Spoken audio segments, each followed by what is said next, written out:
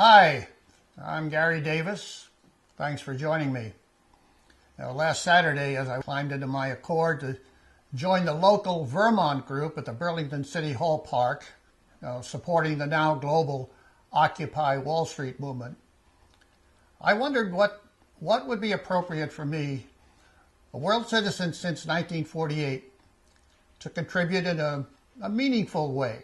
I mean, everybody knows what we're against, but what are we for? But even more basic than that, who are we together? I felt there was a key element missing. Then I had a flash of inspiration. Cities. We were all gathering in cities around the world. That's it. I remembered that almost 2 decades ago, the Burlington City Council unanimously adopted the resolution declaring itself a world city. Eureka! Jumping out of the car, I re-entered World Government House. I ran upstairs to my office, and on my iMac, I hit the Q button and typed World City Burlington. Up flashed the resolution of June 20th, 1992, adopted by the City Council of Burlington, declaring it a world city. I quickly printed up a bunch of copies, and then I drove down to City Hall for the rally. Well, I simply announced to the crowd that the city of Burlington, 19 years ago, had already taken a major step required if we, the people, were to take back our planet from corporate control. I then read the opening paragraph of the resolution.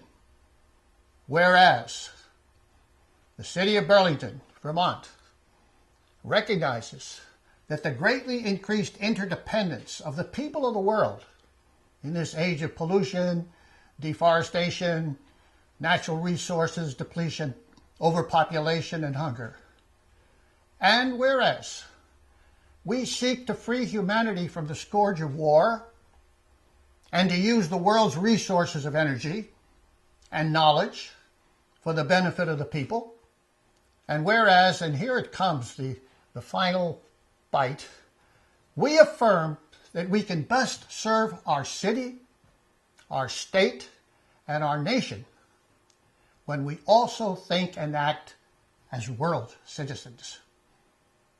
Now, therefore, be it resolved by the City Council that the City of Burlington hereby recognizes its status as a world city. Be it further resolved that the citizens of Burlington are urged to pledge their efforts to the establishment of world peace, economic justice, and ecological security based on just world law. Isn't that great? Of course, Burlington was not the first world city.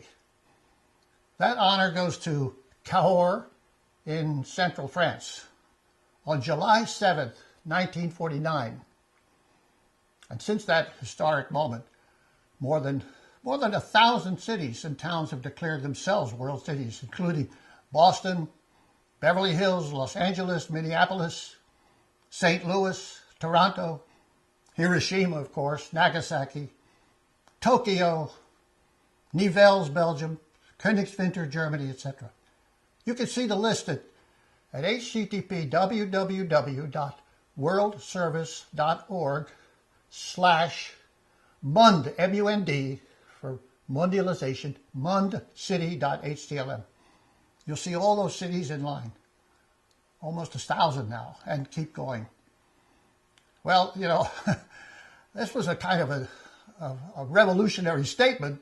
People didn't know what to think, but as soon as I finished, I was mobbed by people reaching for handouts of the resolution. And then I'd explain it. We're already actual citizens of planet Earth at birth, I told everybody. So we have a right to claim it and to govern it. But as long as we kept locked behind those invisible lines which we call nations, we're artificially divided, senselessly war against each other, But as soon as we recognize our common human sovereignty and realize that, hey, we're all one, all citizens of planet Earth, we gain enormous power. The power of the sovereignty of the whole. I mean, only then can true justice and true democracy prevail. You know, Thomas Jefferson and America's founders, I added, argued that corporations need to be regulated for the public good, just as good cells in the human body, vital for our growth and well-being, turn cancerous when the mechanisms of regulation fail. So corporations can become the source of our destruction unless we find the human power to bring them into balance and proper regulation for the common good. You know, our only hope of bringing them into balance is for we, the people, to take responsibility for governing our world. It's one thing to militate about what we don't like. I concluded war, injustice, failing economy, devastation of our environment, you know, and hope somebody else solves it for us. But we are the leaders we've been waiting for. We are the sovereigns. We, the people, are the ones who create governments in the first place. Then I handed out the I am a world citizen buttons. The kids especially love them. You know, they take them and they look at them, they say, cool, while they're fastening them to their coats. They love it. At our website, I added, you'll learn how to join with your fellow humans in taking back our planet, even to setting up our own World Court of Human Rights, and more. You can even download its statute and the applications for the human rights documents we issue.